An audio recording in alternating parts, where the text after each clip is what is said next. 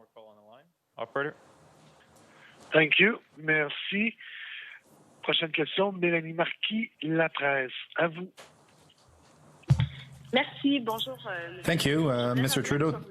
I would like to come back on the Meng Wanzhou case and the two Michaels. An open letter was addressed to us by former parliamentarians, Minister of Foreign Affairs, Louise Arbour, in which it says that in the freeing of Madame Wanzhou would help us redefine the approach of doing a clean table in the relationship, the tough relationship we have with China. What do you answer to those people who say these things? I totally disagree with those distinguished Canadians. I appreciate their involvement, but the reality is that to free Meng Wanzhou, to solve a short-term problem, would put in danger thousands of Canadians who are traveling in China and across the world by indicating that it's possible that a government have a political influence over Canada by arresting Canadians in a random fashion.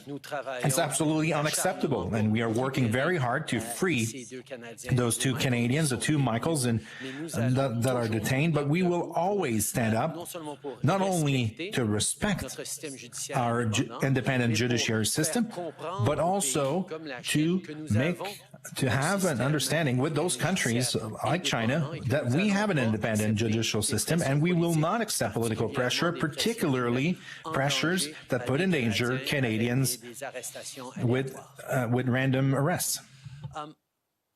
I respect the distinguished Canadians who put forward that letter, but I deeply disagree with them.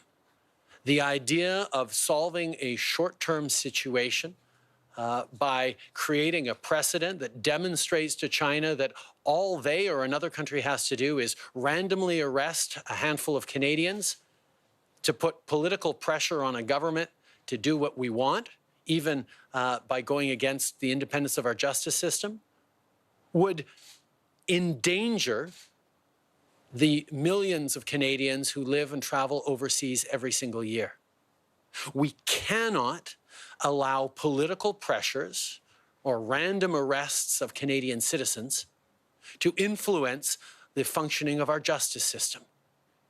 So I respect these individuals, but they're wrong in their approach.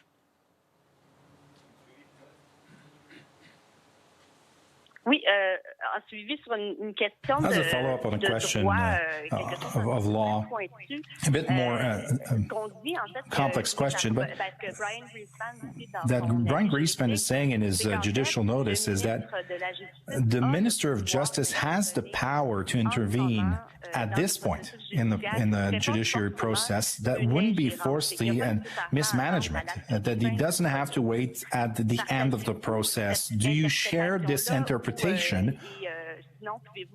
And if not, can you precise what's your vision of this situation?